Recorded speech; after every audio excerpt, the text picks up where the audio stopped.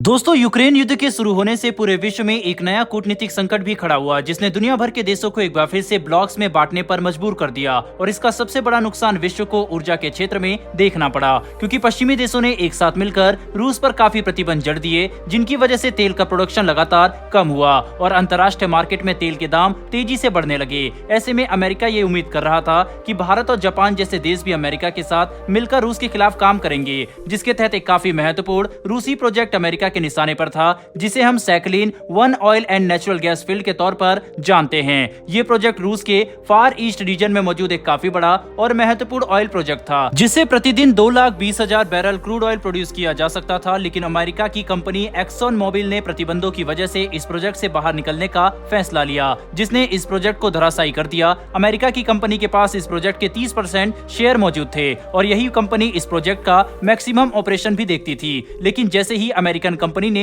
इस प्रोजेक्ट से अपना पल्ला साफ किया, बिल्कुल वैसे ही रूस का ये प्रोजेक्ट थम गया और तेल का प्रोडक्शन अचानक से काफी ज्यादा घट गया। हालांकि सिर्फ अमेरिका के पीछे हटने से ये प्रोजेक्ट 100% खत्म नहीं हुआ, बल्कि अमेरिका की नजर भारत और जापान पर थी, क्योंकि सैकलिन 1 प्रोजेक्ट में भारत की 20% की हिस्सेदारी तो जापान की 30% की हिस्सेदारी मौजूद है। ऐसे में अगर भारत और जापान इस प्रोजेक्ट से पीछे नहीं हटते तो अमेरिका के इससे पीछे हटने का कोई भी मतलब नहीं बनता, जिस पर अंतिम फैसला लेने के लिए रूस ने जिम्मेदारी भारत और जापान पर ही छोड़ दी और ये बात साफ कर दी कि अगर दोनों देश इस ऑयल प्रोजेक्ट में अभी भी काम करना चाहेंगे तो इससे रूस को कोई भी परेशानी नहीं है और भारत जापान एक साथ मिलकर रूस के साथ इसमें काम कर सकते हैं, जिससे दोनों देशों को तो फायदा होगा ही, साथ ही इससे हमारे फ्यूचर एनर्जी रिक्वायरमेंट भी सुरक्षित किए जा सकेंगे। वहीं ऐसे में भारत और जापान के सामने दो विकल्प थे, या तो हम अमेरिका की राजनीति और इंटरेस्ट को ध्यान में रखते हुए रूस का साथ छोड़ दे, या फिर अपनी आजाद विदेश नीति को मानते हुए अपने इंटरेस्ट के हिसाब से फैसला करे, जिसके तहत भारत और जापान दोनों ने ही अपने इंटरेस्ट को अमेरिकन राजनीति से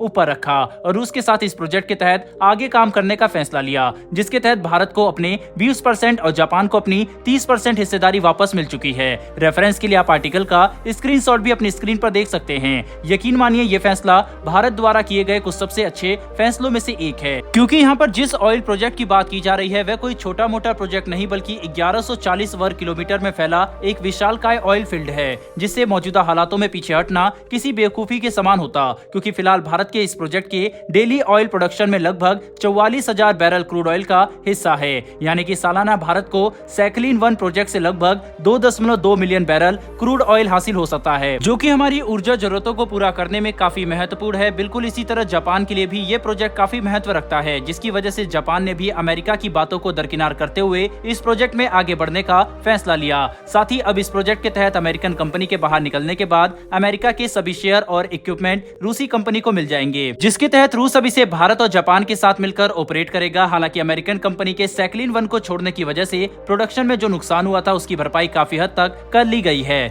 जिसके तहत मौजूदा समय में 1,40,000 बैरल से लेकर 1,50,000 बैरल क्रूड ऑयल प्रतिदिन प्रोड्यूस किया जा रहा है और इस साल के अगले कुछ महीनों में फुल प्रोडक्शन को हासिल कर लिया जाएगा, जो कि रूस, जापान और भारत की एक काफी बड़ी सफलता है। लेकिन हमारी अगली खबर आपको और हैरान कर देगी, क्योंकि जहां एक तरफ अमेरिका यूक्रेन का सबसे बड़ा समर्थक बनकर घूम रहा है, वहीं यूक्रेन को समर्थन देने के नाम पर रूस को आर्थिक नुकसान पहुंचा रहा है। वहीं पर दूसरी तरफ यही अमेरिका रूसी पेट्रोल और क्रूड ऑयल से बने हुए पेट्रोलियम प्रोडक्ट डिस्काउंटेड रेट पर खरीदने से पीछे नहीं हट रहा और पर्दे के पीछे पूरी डील तेजी से जारी है, जिसके तहत हाल ही में निकलकर सामने आए आंकड़ों ने पूरी दुनिया को हैरान कर दिया है। दरअसल हाल ही में सामने आई मीडिया रिपोर्ट्स में इस बात का खुलासा हुआ है कि नवंबर 2022 तक पिछले 8 महीनों में अमेरिका ने डिस्काउंटेड पेट्रोलियम प्रोडक्ट की खरीद में 23% ज्यादा बढ़ोतरी दिखाई है, जो कि पिछले 5 सालों में सबसे बड़ा आंकड़ा रहा। साथ ही अमेरिका ने कई मिलियन डॉलर के पेट्रोलियम प्रोडक्ट खरीद लिए, जिनका एक काफी बड़ा हिस्सा भारत से खरीदा गया। रेफरेंस के लिए आप आर्टिकल का स्क्रीनशॉट अपनी स्क्रीन पर देख सकते हैं। मतलब अगर इन दोनों ही खबरों को एक साथ जोड़कर देखने की कोशिश करें तो ये बात साफ हो जाती है कि एक तरफ तो अमेरिका यूक्रेन का सबसे बड़ा समर्थक होने का ढोंग कर रहा है, तो दूसरी तरफ लगातार डिस्काउंटेड रेट पर पेट्रोलियम प्रोडक्ट खरीद रहा है, जो कि इस बात को साफ तौर पर दर्शाता है कि अमेरिका सिर्फ अपने इंटरेस्ट के लिए ही काम करता है और यूक्रेन भी अमेरिका का मात्र एक मोहरा ही है, जिससे वह रूस को युद्ध में उलझाए रखना चाहता है। लेकिन दोस्तों, आपको क्या लगता है कि क्या अमेरिका जानबूझकर यूक्रेन युद्ध को बढ़ावा दे रहा है ताकि वह रूस को ज्यादा से ज्यादा कमजोर कर सके? आप इसके बारे में क्या सोचते हैं? अपनी राय कमेंट बॉक्स में लिखकर जरूर बताइएगा। साथ ही अगर आपको ये इन्फॉर्मेशन और वीडियो पसंद आई हो तो वीडियो को लाइक करके हमारी आने वाली डेली ऐसी वीडियो के लिए चैनल को सब्सक्राइब कर बेल नोटिफिकेशन अवश्य दबा लें। फिर मिलेंगे ऐसी एक नई वीडियो के साथ। धन्यवाद। जय हिंद।